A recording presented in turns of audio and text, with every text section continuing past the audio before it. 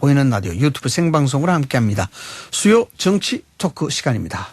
안녕하세요. 안녕하세요. 네, 박수 소리도 좀 부탁드리겠습니다. 네, 감사합니다. 뭐 저에게 이렇게 또 감사의 박수까지. 오늘도 세 분 변함없이 세 분 모셨습니다. 싸울 땐 싸우더라도 돌아서면 또 서로의 안부를 묻는 세 분이시죠. 그러나 세 분 중에 한 분만 없으면 두 분이서 한 분을 씹습니다.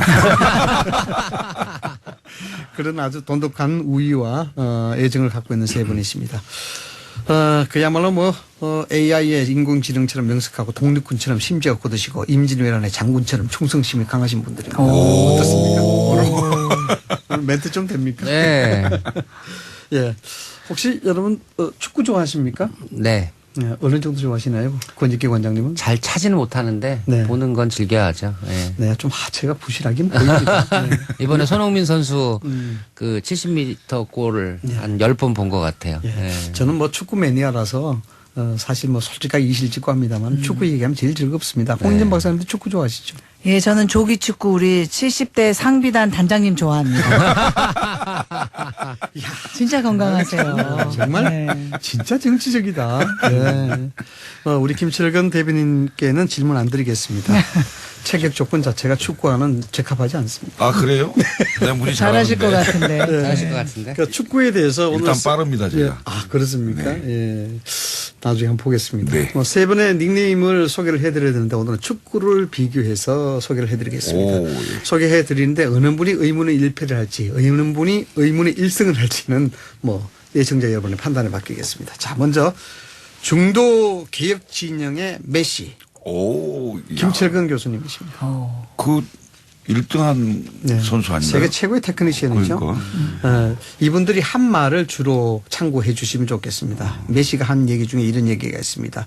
돈은 나를 긴장시키거나 내 플레이에 도움되지 않는다. 나는 단지 내 발에 공이 있을 때 행복하다. 나는 그저 축구를 사랑할 뿐이다. 정치적 이익을 위해서 중도개혁 진영을 이끌지 마시라는 그런 뜻입니다. 정치적 이익이 될 수가 없죠, 지금. 그래서 항상 또 메시가 호르몬 부족으로 단신이지 않습니까? 장애가 있음에도 불구하고 축구 선수 성공했다는 거. 이 중도개혁 진영의 정치적인 의미가 상당히 여기 있다라고 생각해서 세구의 테크네이션 감사합니다. 메시를 네. 했습니다. 진보 진영의 손흥민. 네, 권익기 원장님. 네. 네. 이분 손흥민 축구 선수는 저도 좋아합니다. 네. 의문의 1승이다라는 생각이 드시죠? 또 올해 1패로 가시려고 하는 거 아니야? 네, 이 손흥민 선수가 일단 손흥민 했는 선수 해주시니까 좋죠. 네, 손흥민 선수가 세 가지 장점이 있습니다. 네. 하나는 양발을 잘 쓴다. 오른발, 왼발 구분 없이 잘 쓴다는 네. 거. 의미가 있죠. 네. 그다음 두 번째 겸손입니다. 네. 항상 머리를 숙이고 조아립니다. 그리고 세 번째 뭐냐 미소를 짓습니다. 네. 이 세 가지가 손흥민의 축구를 잘하는 장점 중에 세 가지 다입니다. 네, 네. 손흥민 선수가 했는 얘기 중에 이런 얘기가 있습니다. 내가 늘 잘하는지는 모르겠다. 하지만 늘 최선을 다한다. 특히 내 옆에 있는 사람과 팬들을 위해서 최선을 다한다. 그중에서도 가장 중요한 얘기가 이런 얘기가 있습니다. 손흥민 선수가 축구 경기에서요. 반칙을 당했는데 그 반칙 때문에 골을 못 넣었어요. 그래서 기자들이 물었죠. 괜찮았냐고 물으니까 그것 또한 축구의 일부다. 네. 한국당과 마찰이 있다도 그것 또한 정치의 일부라는 생각하시라는 뜻에서 야, 오늘 뭐 축구를 빌어서 우리 사회자님의 정치 철학이 그냥 아주 저는 축구 매니아입니다. 흠뻑 아주 좋습니다. 마지막으로 보수 진영의 펠레. 홍인전 펠레. 박사입니다. 의문의 1승일까요? 축구의 황제죠. 네. 네. 축구의 황제죠. 대통령이죠. 지존이죠. 네. 이분이 했는 얘기 간단하게 소개를 해드리겠습니다. 축구는 스타가 아닌 팀이 하는 것이다. 상대보다 0.5초는 빨라야 된다. 마지막이 중요합니다. 마지막 휘슬이 울릴 때까지 게임은 끝나지 않았다. 됐죠? 네. 펠레와 메시와 손흥민 선수 세 분이 모여서 오늘 정치 토크를 합니다. 이 세계사의 길이 남을 만한 토크쇼가 될 것 같습니다. 자, 세 분 오늘 또 진지하고 재밌는 그런 토론을 해 주시기 바라겠습니다. 자, 첫 번째 주제부터 들어가겠습니다. 어제 저녁에 무슨 일이 있었습니까? 세 분 다가 국회의원이 아니시라서 국회의사당에는 아마 계시지 않았지 않나 하는 생각이 드는데 어제 밤에 예산안 처리가 강행 처리됐습니다. 28분 만에 513조 예산, 512조죠? 512조 예산이 통과됐는데 도대체 어떤 일이 있었을까요? 김철근 교수님부터 말씀해 주시죠. 어제 예산안이 통과가 됐죠. 통과됐는데 당초 3조 5천억인데 1조 5천억 정도 삭감이 네, 삭감했죠. 삭감이 돼서 512조가 통과가 됐습니다. 야당의 극렬한 반대 속에 이제 통과가 된 건데요. 당초 여야 3당 원내대표 간에 합의가 있었죠. 사실 합의 처리가 될 걸로 예측을 했는데요. 합의 처리가 안 되고 결국은 민주당의 범부중대서부터 4중대까지 모여서 이른바 실체도 없는 사설단체 4+1에 의해서 국회 예산이 완전 깜깜이 예산이 됐어요. 뭐가 어떻게 삭감이 된지도 모르고 삭감이 돼서 어제 통과가 됐습니다. 저는 왜 이렇게까지 해야 될까라는 게 굉장히 좀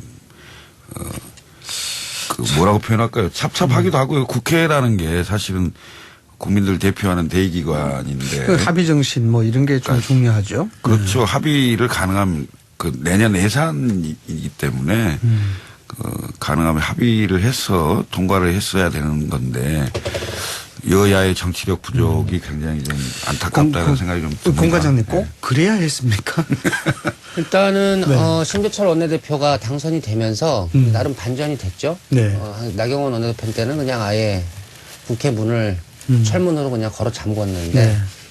예상을 깨고 전격적으로 마이크를 좀 앞으로. 예상을 깨고 전격적으로 필리버스터를 네, 이제 그렇죠. 철회하시고 10일까지 예산안을 처리하겠다라는 걸 이제 합의를 해줬습니다. 그렇게 해서 이제 물꼬가 터졌는데 이제 안타까운 건 이제 한국당 의총장에서 이제 심재철 원내대표가 합의한 것에 대한 태클이 있었습니다. 그러면서 예산안 처리에 대한 이제 보류 기운이 다시 이제 생겨났고, 근데 그나마 다행인 것은 그래도 이제 민식이법을 중심으로 해서 여야 간 이견이 없었던 민생법안 10여 개는 일단 오전에 1차 처리를 했고, 그리고 이제 원내대표 간의 이제 예산안에 대한 타협 협상에 들어갔는데 결과적으로는 안타깝게도 이제 한국당을 포함한 여야 모든 정당의 합의는 이제 무산이 됐죠. 네. 네. 그래서 저는 그 한국당 원내대표단과 이제 지도부가 어제 그 본회의에서 예산이 통과될 때 뭐 이제 고성도 지르시고 네. 이제 항의를 하면서 예산 날치기다라고 주장을 하시는데 그 결사적으로 막는 모습처럼 보이지는 않았어요. 네. 그러니까 이 예산안이 통과되는 전체적인 흐름을 보면 어느 정도는 한국당도 용인을 하는 그런 느낌을 좀 받았고. 아, 묵시적으로 좀 뭐 네, 처리를 해줬으면 받았고. 좋겠다. 뭐. 네, 민주당 입장에서는 이제 10일에 합의 처리하는 것으로 원내대표 간에 이제 합의가 됐기 때문에 이제 원내대표 교섭단체 대표의 약속에 대한 보장을 명분으로 이제 어제 처리를 했습니다만 그 14일 날 한국당이 이제 장애투쟁 집회를 잡아놓고 네, 있거든요. 네. 근데 토요일이죠. 이 네. 원내대표 협상 완료 이전에 이미 황교안 대표가 장애투쟁을 잡아놨다는 것 자체가 어제 실질적으로 협상을 통해서 예산안 처리를 하려고 하는 의사보다는 그냥 지속적인 지원 전술로 임할 것이다라고 지원 이제 판단을 하고 이제 4+1 수정안을 어제 통과시키게 된 거죠. 그 뭐 말씀을 좀 종합해 보면은 어쩌면은 한국당 입장에서는 울고 싶을 때 뺨을 좀 때려주세요라는 그런 형태로 들리는데. 이제 14일에 장애 집회를 잡아놨다는 것 자체가 제가 볼 때는 예산안은 그냥 이 정도 뭐 통과되는 것을 어느 정도는 방치한다고 할까요? 뭐 그런 전술적 측면이 이제 느껴졌고요. 네. 결국 황교안 대표가 단식까지 하면서 이제 맡고 싶은 법은 선거법이라고 선거법이다. 예산안보다는 선거법이다. 네. 그래서 날치기 프레임을 만들겠다. 뭐 이런 전술이 아닌가 이렇게 저는 혼자 글쎄요. 예상을 해봤습니다. 한국당의 입장은 어떻습니까, 홍인전 박사님? 어제 아마 실시간으로 생방송으로 전 국민께서 그 예산안이 강행 처리되는 것을 다 시청하셨을 거라고 생각이 듭니다. 네. 그리고 판단도 다 하셨을 거라고 생각이 들고요. 첫 번째 짚을 것은 4+1의 협의체가 사실은 법적 근거가 없는 협의체에 의해서 예산을 통과시켰다라는 거. 두 번째 512조의 초울트라 슈퍼 예산을 문 정권이 통과시켰다는 거, 강행했다는 거. 사실은 심상정 전 대표께서는 지금 국민도 대표예요. 모르는, 지금도 대표신가요? 국민도 모르는 선거법, 국민은 몰라도 된다 그러셨는데 문 정권은 국민 세금으로 쓰는 예산을 국민이 몰라도 된다는 거죠. 밀봉 예산, 또 밀실 예산. 과연 국민이 그런 것을 보시고 무슨 판단을 하실까? 국민이 정말 우스운가? 문정부의 책임이지 집권 여당의 책임이지 지금에 와서 우리 집회나 또는 한국당이 어느 정도 묵인한 게 아니냐 이런 식의 물타기는 절대 용인될 수 없을 것이다. 그리고 이 부분에 대한 후폭풍과 책임은 집권 여당인 민주당하고 대통령이 지셔야 될 것이다. 그걸 명확히 하겠습니다. 아니 뭐 선거법 패스트트랙 법안을 좀 더 총력 제어하기 위해서 오히려 좀 눈 감아 준 건 아닌가요? 그런 건 아닙니까? 아니 경제가 지금 너무 어렵잖아요. 네. 그리고 문재인 불황이라는 말이 나왔어요. 이렇게 어려운 시점에서 512조의 그 초울트라 슈퍼 예산을 우리 한국당이 그런 식으로 야합해서 통과시킨 것은 절대 아닙니다. 수에 대한 정치 그리고 뭐 이 협상 정치 실종 이런 비판도 많이 있긴 한데 이게 이제 홍남기 부총리 역할도 좀 있었다고 이야기를 하더라고요. 그래서 뭐 지금 한국당에서는 홍남기 부총리를 뭐 고발 조치하겠다 이런 얘기도 있는데 이 부분에 어느 분이 좀 이야기를 해 주실까요? 이게 가능한 얘기인가 싶어서. 아니 근데 네. 저기 국회 선진화법에 따라서 이미 예산안 처리 시한이 이미 지나지 않았습니다. 처리 시한은 지나지 지났죠. 않았고 이제 정부를 대표하는 경제부총리로서의 예산안 처리에 관련한 법률에 규정된 권한을 행사한 거기 때문에 네. 이걸 위법으로 그 사법 절차로 가져가기에는 좀 무리한 것 같아요. 그러니까 물론 한국당이 이제 정치적인 이제 문제 제기는 할 수는 있죠. 네. 이게 왜 일방적으로 특정 정당의 안만 정부가 뒷받침을 했냐라는 정치적 논쟁은 가능한데 그것을 공무원을 법 위반으로 몰아가기에는 좀 아니죠. 이건 명백히 법 위반이 될 수가 있죠. 어떻게 국회법에 네.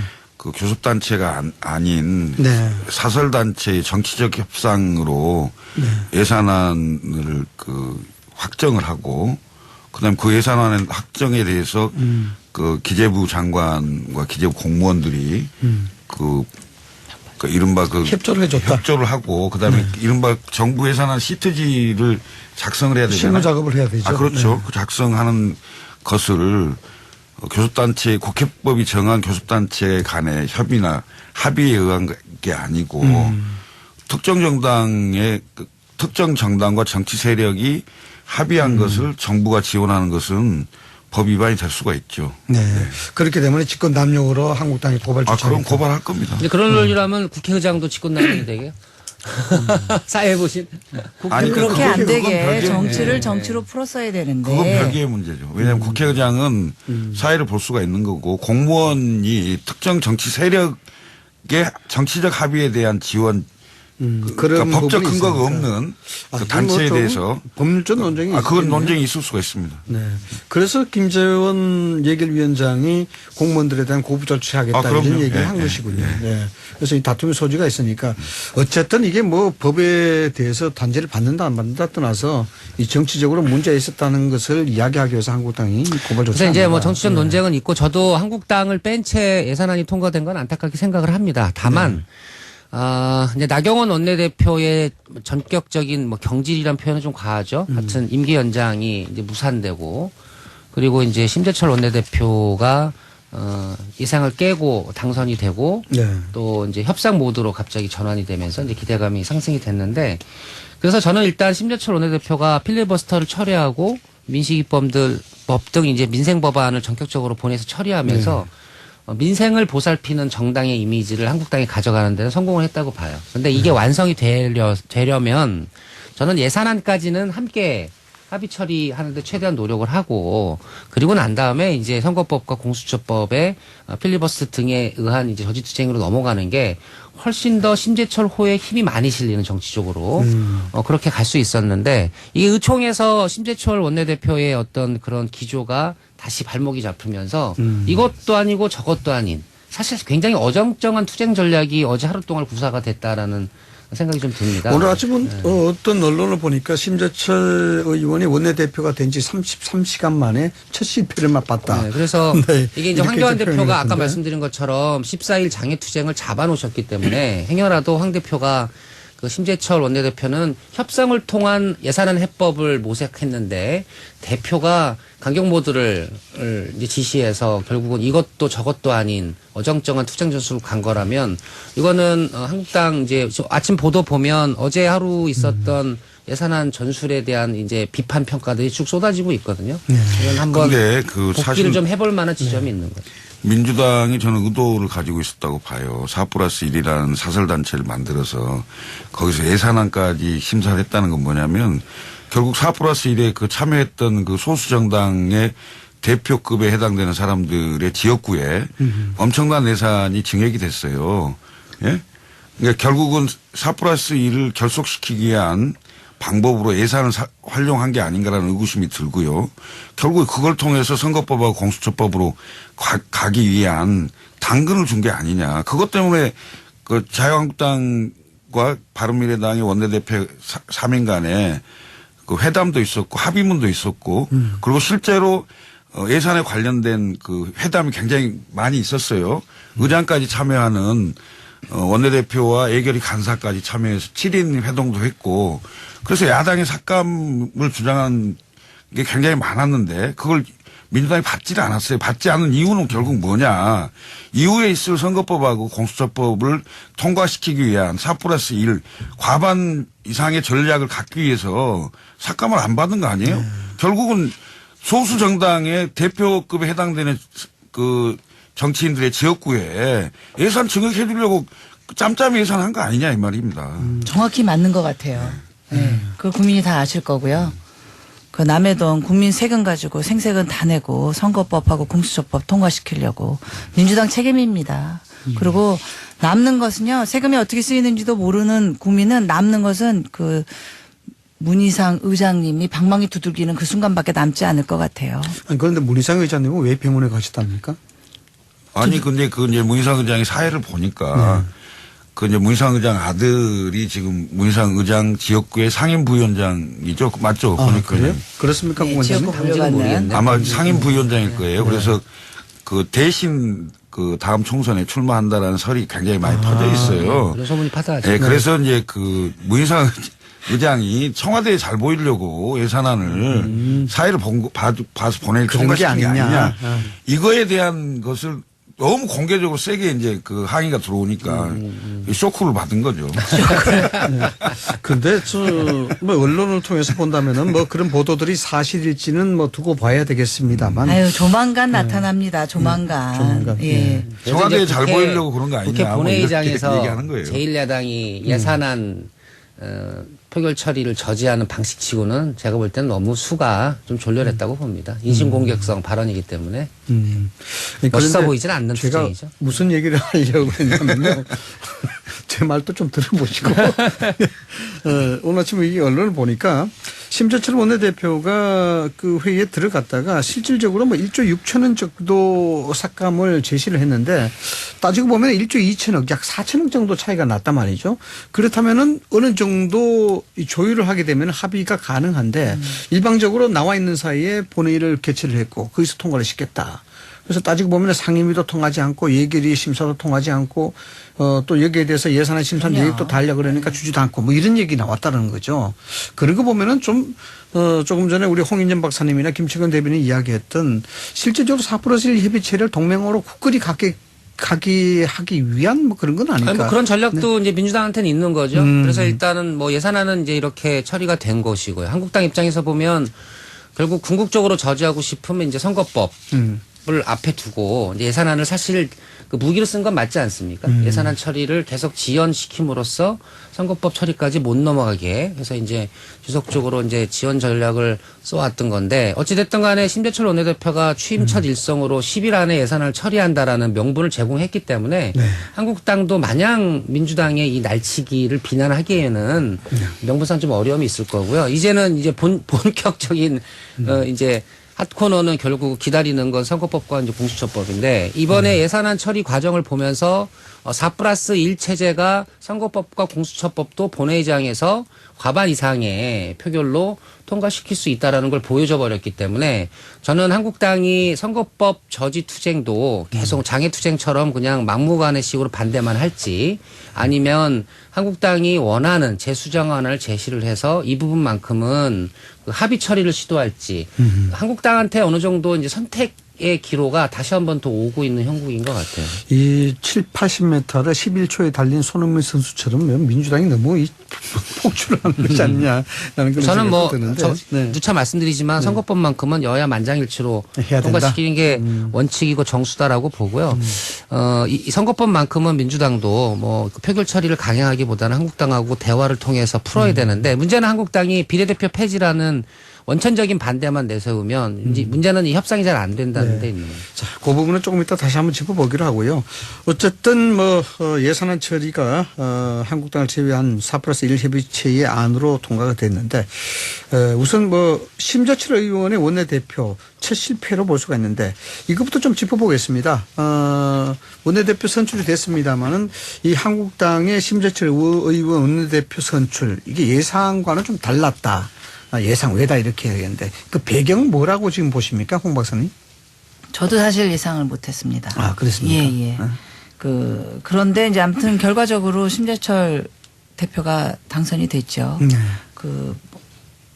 세 가지 이유 정도로 뽑는다 그러면 이제 친황에 몰리는 그런 위기감이 좀 있었을 것 같고요. 김재원 정책위 의장이 연설을 굉장히 잘하셨다라고 해요, 현장에서. 김재원 예. 의원 말이죠. 네. 노끈을 욕심에 넣어둘까 산으로 들고 갈까를 생각하면서 정치를 해야 한다. 이런 말씀을 하셨다라고 하는데. 정서적인 공감대가 있었다. 그런 부분은 정치 현장에 계신 분들한테는 조금 와닿는 부분 그리고 절박한 부분들이 특히 야당 의원들한테는 있었던 것 같습니다. 좀 안타깝고 부끄러운 정치 실상이긴 하지만 그런 부분이 아마 그 5선에 심재철 의원과 3선에 우리 정책위 의장님한테 힘을 실어주지 않았나 싶습니다. 통합 부분에 대해서는 어떻게 작용을 보십니까? 심재철 원내대표 체제가. 글쎄요, 통합을 안 한다는데 자꾸 통합을 물어보는지 모르겠어요. 우선 그 심재철 그 의원이 5선의 중진 의원이고 수도권이잖아요. 네. 수도권 의원이기 때문에 아무래도 그 중도 표심에 대한 그 선택을 하지 않았을까 이런 생각이 좀 들고요. 선택을 했다. 그런데 이제 원내대표라 하면 기본적으로 이 협상하는 사람이잖아요. 저는 그 심재철 의원이 원내대표가 돼서 협상을 좀 잘할 거로 생각을 했어요. 사실은 그 3당 합의문도 바로 나오고 네. 그 과거에 나경원 원내대표가 있을 때 지금까지 통상 1년 하면요. 한 달에 한 번 정도는 합의문이 나오거든요. 그래서 한 10번에서 12번 정도 합의문이 나오는데 이 나경원, 이인영, 오신환 이 케미는 합의문을 2번인가밖에 안 썼어요. 1년 동안. 맥주만 마시고 끝났다고 그러더라고요. 거의. 네. 거의 그러니까 협상이 안 됐다는 거죠. 그러니까 원내대표들 간에 그 합의가 굉장히 어려웠던 건데 저는 심재철 의원이 개인적인 성향으로는 협상을 잘할 것 같은데 지금 당에 처해 있는 여러 상황들이 녹록치가 않다. 그것을 극복할 수 있을는지 결국 이번에 한 단면을 보여줬잖아요. 첫 회의 그 협상에서는 합의문을 썼는데 결국 그 합의문이 의총을 통과하지 못하는 이런 상황이 된 거 아니겠어요? 지금 일각에서는 그런 지적들을 많이 하고 있습니다. 뭐냐면은 심재철 의원이 역시 80년대 민주화운동에 그 투쟁했었던 그런 운동권 출신이기 때문에 투쟁력 이런 부분들은 상당한 내공이 있을 것이다. 그렇기 때문에 민주당도 같은 연장선에서 본다 그러면은 심재철 의원은 만만하게 봐서는 안 된다. 이런 얘기 많이 나오더라고요. 네. 근데 이제 문제는 시간이죠. 이미 나경원 원내대표에서 심재철 원내대표로 교체하는 과정에서 시간을 너무 많이 한국당이 허비했기 때문에 심재철 의원에게 그 투쟁력을 협상력을 발휘할 수 있는 시간이 얼마 없다는 겁니다. 네. 그래서 원내대표와 지도부가 결정을 했으면 이제 의원총회에서 그 리더십을 존중해주고 그 원내대표가 결정한 분야만큼은 확실하게 정치적 성과로 가져가는 단합된 모습을 보여야 되는데 이번 예산안 처리를 보면 심재철 원내대표는 제가 볼 때는 아까 말씀드린 것처럼 민생을 챙기는 정당의 이미지 네. 오히려 우리가 더 적극적이다라는 것을 정치적으로 갖고 싶으셨던 것 같아요. 근데 이제 결과적으로 의총에서 보류 결정이 나면서 이도저도 아닌 리더십으로 갔는데 공수처법과 선거법에서도 저는 마찬가지라고 봅니다. 이게 그냥 나경원 원내대표처럼 무작정 반대했다가는 어제 예산안 처리처럼 4+1 체제가 본회의에서 과반 이상의 득표로 통과시킬 가능성이 현실적으로 생겨났거든요. 그래서 심재철 원내대표가 이 짧은 시간 안에 얼마만큼 한국당에게 이익이 되는 협상안을 제출하고 그걸 타협점을 만들어낼 것이냐. 이 부분에서 이제 승부를 이제 거셔야 될 것 같고, 황교안 대표가 기존에 해왔던 것처럼 그냥 반대, 그리고 그 결사 저지로만 간다면 원내대표 협상력이라는 게 이제 무용지물이 되는 거니까. 이게 참 연말을 앞두고 예년보다 더 이 정치권의 이 공방이 아주 극심해질 거로 보는데, 어쨌든 지금 패스트트랙 앞두고 있어서 4+1 체제는 예산안 처리를 두고 굉장히 그 합법성도 좀 명분도 만들어진 것 같고, 이게 동맹적 관계도 아주 굳건해진 것 같고, 그 민주당 입장에서는 상당히 좀 기선제압을 했다 이렇게 볼 수가 있는데, 여기에 사실 대응해야 되는 한국당 입장으로서는 내부에서도 패스트트랙 의견이 많이 엇갈리고 있단 말이죠. 뭐 협상을 하자, 또 아니면 강경으로 가자, 이런 의견이 엇갈리고 있는데, 홍익환 박사는 협상이라는 게요. 사실 손뼉도 마주쳐야 나는 거잖아요. 네. 아무리 훌륭한 원내대표 5선에 수도권 정서를 잘 아는, 민생을 챙기겠다는 원내대표가 나왔어도 상대에서 그 협상 파트너로 인정해서 협상을 하겠다라고 했을 때 협상이 되는 거죠. 본인들은 벌써 스크럼을 4+1에 불법 단체를 만들어 놓고 짬짬이로 예산을 다 나눠 갖게 해놓고 협상하자 협상이 안 되네 하고 강행해 버리는 건 협상하는 태도가 아닌 거죠. 그건 정치를 하지 않겠다는 거죠. 오히려 한국당을 더 밀어 넣어서 협상을 못하게 만드는 형국을 만드는 거고요. 선거법하고 공수처법은 아예 협상 체제가 안 되는 겁니다. 이것은 막아야 되는 법인데 이걸 가지고 이제 협상을 해야 된다. 협상안을 가지고 와라라고 하니 협상이 안 되는 거죠. 그리고 그 번복을 한 게 아니고 이 협상 합의서에도 의총의 추인 조건이 명시돼 있어요. 그래서 의총에서 의견을 묻고 하겠다라고 되어 있어서 그 심재철 원내대표가 33시간 만에 리더십을 잃은 게 아니라 본인은 말씀하셨던 것을 지켰고 그 지킨 안을 가지고 협상 테이블로 갔으나 협상이 원천 봉쇄된 것이죠. 그러니까 일방적으로 한국당의 원내대표 단이나 한국당의 이 입장에 대해서 무능이나 강공이라고만 치부할 수 있는 문제는 아닙니다. 그게 아니라 아예 명확히. 협상 자체를 일부 스크럼을 짜놓고 아무리 한국으로 협상가가 배제시키기 잘 때문에. 나와도 협상을 안 받아주는 사람이 귀 막고 눈 가리고 있는데 어떻게 협상이 되겠습니까? 자, 그럼 할 수 있는 방안은 뭘까요? 그 패스트트랙이 있는데 협상해야죠. 협상을 해야 된다. 왜냐하면 정답을 너무 심플하게 얘기하시니까. 당연히 협상해야죠. 국회라는 게 당연히 그 일방의 주장만이 관철되는 곳이 아니지 않습니까? 그러면 막아야 된다고 뭐 말씀을 하시는데 막을 수가 없어요. 과반이 안 되는데 어떻게 막습니까? 그러면 그 과반이 안 되는 상황에서 최적의 협상력을 발휘할 수 있도록 장애투쟁도 하고 여론도 환기시키고 국민들에게 호소도 하고 이렇게 해서 협상력을 높이는 거 아니겠어요? 그리고 궁극적으로 예를 들어서 이제 막을 수 있는 상황이 된다 그러면 막겠지만 막을 수 없으면 협상해서 결론을 지어야죠. 협상 안 하고 계속 막아요? 그 다음에 국회 모든 게 이제 국회법에 회의 진행 방해 이런 걸 못하게 돼 있어요. 물리력을 사용할 수가 없어요. 그러니까 막을 방법이 없는 거야. 그렇죠. 한마디로 말하면. 고발 조치 당하면은 뭐. 그리고 되니까. 가장 지연시킬 수 있는 방법이 결국 필리버스터인데 필리버스터 해서 임시회 한 번 끝나면 또 그 다음에 임시회 할 거 아니에요. 네.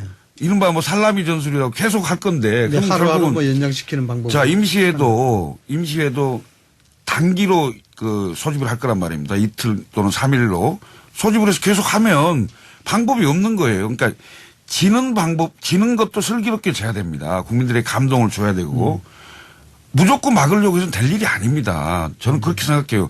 자유한국당 저는 장애투쟁 할 수 있다고 봅니다. 할 수 있다고 보지만 국회에서 협상에 나서지 않잖아요. 그러면 완전 반대를 위한 반대당으로 찍혀서 어떻게 국민들이 믿겠습니까? 무조건 반대하는데. 내용을 내놔요. 자, 선거법 어차피 지금 253대 47인데 지금 나오는 게 250대 50 정도로 와 있어요. 그러면 그 비례대표 50명을 가지고 준연동형을 어느 수준으로 할 거냐. 이것만 남아있는 상황이에요, 지금. 그럼 253대 47이나 250대 50이나. 뭐가 거의 차이 나느냐? 비슷한 상황이 됐어요, 이미. 그 연동률을 어떻게 가져가느냐? 그러니까 이른바 연동률이라는 것도 다른 게 아니고 결국은 비례성을 강화하자는 거 아니에요? 사표를 좀 줄이자는 건데 그거에 대해서 자유한국당 전향적인 생각을 가지고 비율을 결정하는데 참여를 해야죠. 왜 안 합니까? 홍인전 박사님하고 그렇게 뭐 친하시지는 않으신 거 같아요. 4+1에 바른당이 들어가 있는 거죠. 바른당 네 들어가 있죠. 당권파가 네, 들어있죠. 당권파가 들어가 있죠. 거기는 내부 통합도 안 되면서 무슨 맨날 협상을 하십니까? 4+1에 들어가서 예산을 좀 챙기셨나 봐요. 국민들 아시겠죠. 네. 저희가 할 수 있는 중간에 모든 뭐 방법을 챙겼다고 다 나오더구만. 했습니다. 장애투쟁도 했고 대국민 설명회도 했고 그렇게 모든 방법을 다 했고 수정안도 냈어요. 예산안도. 그런데 강행처리 됐잖아요.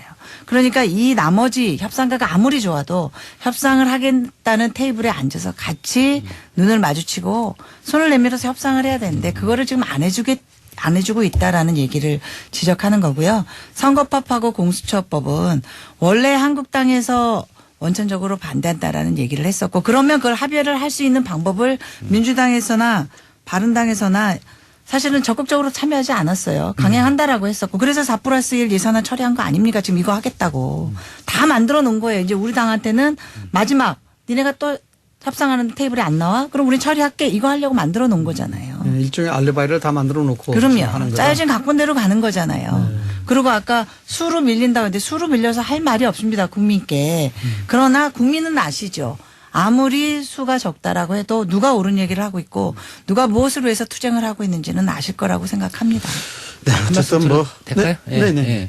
일단은 그러니까 이제 한국당의 전략 구성이 일단 날치기 프레임을 만들겠다라는 이제 전략 구상 하에 나름 시나리오가 있긴 한 것 같아요. 근데 이제 문제는 여론조사 결과를 보면 이게 국민들이 1년여간 이 패스트트랙 필리버스터 국회 선진화법 이 논의 과정을 1년 동안 지켜보면서 이 여론조사 상으로 보면 날치기 프레임이 잘 형성이 안 됩니다. 오히려 더 그냥 그 국회에서 처리를 하라는 여론이 한국당 주장보다 많이 나온 여론조사도 제가 봤거든요.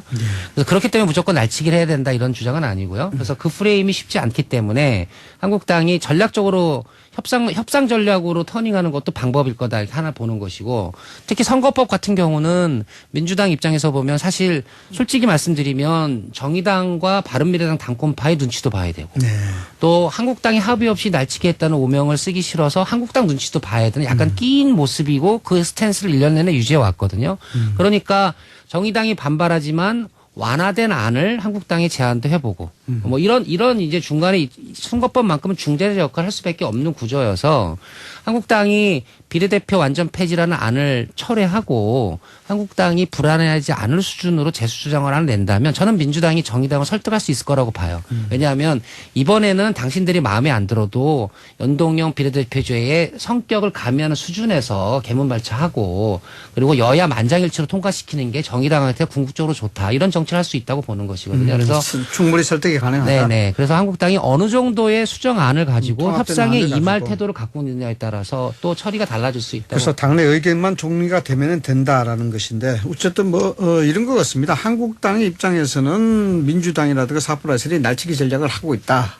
날치기 한다. 이렇게 보고 있는 것이고 지적했듯이 또 민주당 입장에서는 한국당이 여러 뭐 예산안이라든가 패스트트랙에서 몽리를 부리고 있다. 뭐 이런 형태로 지금 막 보는 것 같은데 국회라는 것이 사실상 협상을 원칙으로 하는 것입니다. 다원적 체제에서 협의를 원칙으로 하는 것인데 어느 일방적인 세력이라든가 어느 일방적인 또 세력이 배제된다는 그건 뭐 두고두고 좀 부담이 될 수밖에 없지 않나 그런 생각을 갑니다.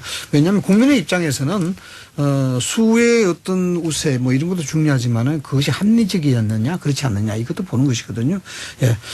아무튼 뭐 예산안 패스트트랙 뭐 한치의 접점을 양보 없이 그렇게 대립을 할 것 같습니다. 그래서 다음 주제로 좀 넘어가 보도록 하겠습니다. 황운하 대전지방경찰청장의 북콘서트 이게 이제 논란이 되고 있는데 제목부터 심상치 않습니다. 이게 검찰은 왜 고래고기를 돌려줬을까? 한국당에서는 이 중립 의무가 있는 고위공직자가 북콘서트를 여는 게 공직선거법 위반이다. 이렇게 이야기하고 있는데 이 부분은 뭐 중간지대에 있는 우리 김철근 교수님이 먼저 이야기를 좀 해 주시죠. 어떻게 보십니까? 황운하 청장 이분 참 이상한 사람이에요. 아니 이거 청와대 백 믿고 이렇게 하는 건가? 이 공직자의 기본 태도가 안 돼 있다고 생각합니다. 네. 그리고 그 사표를 제출했는데 반려됐잖아요. 네. 보류된 상태인데 그럼 아직 공직자 아닙니까? 공직자죠? 공직자죠. 사표가 수리가 안 됐어. 그렇죠. 그리고 출마하실 분 아니잖아요. 출마를 하고 싶어 하죠. 그러니까 하고 싶어 하면 사표가 완전히 정리가 돼서 일반인이었을 때 뭘 하는 건 상관이 없죠. 왜냐하면 본인이 정치하고 싶으면 정치할 수 있는 거니까. 그런데 지금 현직에 있는 사람이 이런 걸 하는 게 과연 맞냐 이거죠. 그리고 검경 수사권 조정이 있고 그다음에 지금 울산지방경찰청장이었잖아요. 울산지방경찰청장일 당시에 김기현 당시 시장 주변 비서실장을 비롯한 이른바 그 청와대 하명수사 논란의 핵심으로 있는 사람인데 이 하명수사 논란을 이른바 검경 수사권의 그 조정 문제로 전환시키기 위해서 제목도 이렇게 달았는지 모르겠는데 그런 프레임을 만들려고 하는 거죠. 본인이 원하는 건 그거겠지만 네? 그거겠지만 천만의 말씀입니다. 왜냐하면 이미 나와 있는 게 많아요.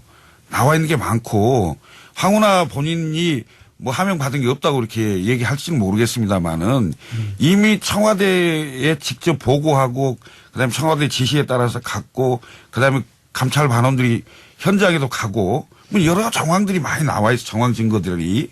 근데 황운하 청장이 그걸 검경의 수사권 논란으로 만들어 보려고 하는 것 같은데. 그러니까 이슈를 전환시킨다. 그렇죠. 근데 이것은 공직자로서 기본 태도가 안 돼 있어요.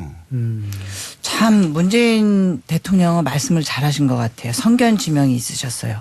한 번도 경험해 보지 못한 나라. 조국 전 법무부 장관은 법무부 장관이 법을 안 지켜가지고 온 가족이 지금 기소가 돼서 어디 가 계시잖아요. 그래서 국민을 기함하게 만드시더니 이번엔 또 경찰청장 출신이 법을 안 지키세요. 법은 누가 지키는 겁니까 도대체. 그러니까 대통령이 말씀을 하셔야 되고요. 정말 이렇게 국민을 우습게 하시면 안 됩니다. 국민이 가장 무섭고 엄하고 국민 앞에 어느 정권도요. 무소불위의 그 권력을 발휘할 수 없습니다. 그래서 이 부분은 그 황운하 이분에 대해서는 언급하고 싶지도 않고요. 빨리 정리를 하세요. 이거 정리할 분은요. 법 위에 있는 청와대 가시면 될 것 같아요. 네, 절 보면서 네. 제가 청와대인가요? 청와대 출신이시잖아요. 이 오늘 분위기가 그러니까 이렇게 국민을 우습게 보면 안 됩니다. 어떻게 경찰청장이 지금 현재 명예퇴직이 안 됐잖아요. 안 그렇죠? 되죠. 네, 그럼 현직이죠. 공무원이 어떻게 내놓고 네, 선거법 그래서 위반을 일단 합니까? 또 이제 누구 위법- 믿고 하는 거예요? 지금 누구 믿고 하는 거예요? 위법 지금 논란인데. 청와대 믿고. 청와대 믿고 하는 거예요. 아니, 대통령 믿고 잠시만요. 하시는 것 같아요. 위법 논란인데 공직선거법이라는 것은 이제 공무원이 특정 정당의 편을 들어주는 발언을 하거나 행동을 했을 때 선거법 위반이 되는 거죠. 네. 근데 이제 아시다시피 황 청장은 이제 그 출마를 희망하는 이미 예비 정치인이 된 상태고 특히 이 특성이 있어요. 경찰대 일기 출신으로 수사권 독립의 선두주자 역할을 수십 년간 쭉 해와서 아니, 검찰하고는 그렇게 아주 얘기해 주시는 것도 사전 선거운동 같아요. 얘기하지 마시고요. 그냥 불법을 저지른 분이에요. 그러니까 공직선거법이건 선거법이건 전부 다 위반 사항이니까 빨리 청와대가 정리하세요. 아니 이게 좀 심각한 얘기인데 왜 네. 자꾸 웃음이 아니, 나올까요? 그러니까 이제 이게? 현직 경찰청장이 위법을 했냐 안 했냐는 중요한 논쟁의 아니 요소이기 이야기하지 때문에. 말라고 하잖아요. 이야기를 해야죠. 네. 그래서 좀 말씀하시죠. 예. 선두주자죠. 그래서 검찰과 사사건건 대립했던 경찰청의 핵심적인 간부 중에 하나입니다. 그래서 이번에 그 하명수사 사건을 검찰이 전격적으로 중앙지검으로 가지고 올라와서 이슈 파이팅화 했던 배경에는 이 수사권 독립 주장으로 검찰과 그런 게 평생 있다? 각을 세웠던 이 황 청장의 출마를 이제 저지 또는 무산시키려는 의도가 있지 않느냐라는 주장이 이제 여의도에서 있었던 것이거든요. 그래서 아마 황 청장 입장에서 보면 사표도 반려되고 본인이 출마 의사를 갖고 있었는데 그것 또한 여의치 않아졌죠. 수사 때문에. 그래서 나름은 이제 뭐 방어권 차원에서 이 북콘서트를 한 것 같아요. 근데 이것이 이제 위법이냐 아니냐는 이제 선관위가 이제 한국당이 되겠죠. 고발하니까 네. 이제 판단할 문제인데 검찰과 야당과 보수 언론이 만들어낸 프레임이다라고 주의 주장하는 북콘서트의 내용이 특정 정당의 선거운동을 했다. 이렇게까지 이제 해석으로 이어질지는 좀 두고 봐야 될 것 같습니다. 알겠습니다. 너무 단정적으로 네. 이 법이다 이렇게 하기에는 어쨌든 조금 뭐 고위 공직자가 정치적인 이슈를 가지고 자꾸 이야기하는 게 좀 씁쓸하게 보이기도 합니다. 자, 이 문제 저한테 예. 지역분이 아주 명언을 하나 주셨어요. 경찰이 민중의 지팡이가 돼야 되는데 황운하 청장님은 민중의 곰팡이가 될 것 같다고 꼭 전해달라고 하셨습니다. 자, 예, 이 문제 여기서 마무리하고요. 자, 김철근 교수님, 그 안철수 전 의원은 언제 오십니까? 마라톤 하시느라고 못 와요. 제가 김재혁 말씀드렸잖아요. 위원장님한테 제일 어려운 질문. 안 대표님 언제 오시나요? 언제 오십니까? 날짜가 정해지지 않았습니다. 정해지지 않았는데 어제 오신환 바른미래당 대표가 저희하고 인터뷰를 했는데 12월 중에는 뭐 가보안의 결정이 난다 이런 얘기를 하시더라고요. 아니, 그러니까 12월 달쯤에는 그 어떤 정치적 메시지가 나오지 않을까 뭐 이런 기대를 하고 있는 거고요. 제가 보면 국내 복귀는 조금 더 늦어질 것 같습니다. 통화해 보셨습니까? 통화는 안 했습니다. 왜냐하면 질문이 많을 것 같아서 아예 안 했습니다. 이렇게 되면은 뭐 사실상 뭐 통합은 안 되는 걸로 봐야 되는 건가요? 어떤 지금 통합은 뭐 맞습니다. 한국당하고의 통합은 이제 뭐 그렇게 이야기도 하긴 했습니다만. 아니 근데 이제 통합이라는 게 그 그림을 그리는 사람들이 너무 다양해서요. 그러니까 뭐 지금 예를 들면 황교안 대표나 이 한국당의 주도 세력은 한국당이 주축이 돼서 이렇게 네. 통합을 하려고 하는 거고 밖에 있는 분들은 그게 아니고 전부 다 헤쳐모여 하고 모든 기득권을 내려놓고 새로운 그 야권 재건에 나서야 되는 거 아니냐. 뭐 이렇게 좀 보는 시각들도 있고 해서 그 시각의 차가 굉장히 크다고 저는 봐요. 그래서 현실적으로 뭔가의 통합, 이른바 한국당의 주도 세력은 보수 통합이라고 표현을 해요. 그리고 이제 다른 분들은 야권 재편이라고 표현을 합니다. 표현 자체가 좀 달라요. 그래서 이제 그런 상황이기 때문에 실질적으로 민주당과 문재인 정부의 그 폭주와 폭정, 그다음에 무능 이것을 견제하고 비판해야 된다는 것에 대해서는 다 동의를 하지만 그리고 새로운 정치 세력을 뭔가 형성을 해봐야 된다. 이런 것까지는 기본적으로 다 동의를 하는 것 같아요. 근데 이제 문제는 그것을 끌고 갈 주도 세력과 새로운 사람들이 얼마나 같이 할 수 있느냐. 이런 것 같아요. 근데 그 중에 이제 주도할 수 있는 여러 사람들 중에 한 사람으로도 이제 안철수 전 대표가 거명이 되기 때문에 자꾸 이제 귀국 시점이나 정치 재개 시점을 이제 그 묻는 분들이 많은데 제가 보면 고심은 하고 있을 거라고 보고요. 보고 이제 4년 전에 12월 13일 날 민주당을 탈당했고 2월 2일 날 국민의당을 창당을 했거든요. 그러면 지금 상황으로 보면 거의 이제 그 시점에 와 있는 거죠. 그리고 본인이 경험을 다 한번 했기 때문에 판단을 하고 있을 거라고 봅니다. 예, 자, 2분 정도밖에 남지 않았는데 1분씩 시간 드리겠습니다. 이 안철수 전 의원의 귀국 그리고 보수 신당 창립 이거 한국당 시각은 어떻게 보십니까? 홍 박사님 먼저. 네. 저는 아까 말씀하셨던 야권이 전체 다 협상 테이블에 앉아서 통합을 해야 된다. 전 적극 찬성합니다. 그런데 안철수 전 대표가 나타나면 그것이 마치 뭔가 되는 것처럼 기대하는 것은 너무 큰 확대 아닌가. 그건 확대다. 예, 네. 기존에 계신 한국에 계신 분들이 우선 통합을 하시고 그다음에 안철수 전 대표가 오시든가 뭐 이렇게 하시면 되지. 네, 해외에 있는 분들은 예. 좀 나중에. 예. 마지막으로 권익기 원장님. 그래서 일단은 황교안 대표가 아주 진정성 있게 통합에 이제 원희철 의원을 추진 단장으로 내세우면서 이제 시도가 됐는데 이제 선거법 반대 단식, 뭐 국회 예산안 이 정국으로 빠지면서 통합이 주춤 수면 아래로 내려갔죠. 그래서 여전히 변혁 측은 황 대표의 통합에 대한 진정성에 이제 의구심을 갖고 있는 모양새고요. 이제 황 대표가 이제 국회가 정리된 이후에 이제 본인이 꺼내들었던 통합에 대한 진정성 카드를 얼마만큼 더 이 변혁 측을 설득시키고 당내 리더십을 회복하면서 밀어붙일 것이냐 여기에 이제 승부 포인트가 있는 것 같은데요. 네. 안철수 대표님이 2월 달에 귀국하신다는 건 통합 과정에는 참여하지 않겠다 논의에는 그런 시그널로 봐야 된다. 2월 달에 한다는 거 없어요. 아직 결정된 게 아닌가요? 알겠습니다. 자, 시간이 벌써 다 민주당 입장에서는 돼버렸는데요. 땡큐 황교안 아닌가? 예, 같음을 고집하기보다는 다름을 존중하는 세상을 꿈꿉니다. 이상희의 이 아침 저널에서 매주 수요일 함께하고는 수요 정치 토크입니다.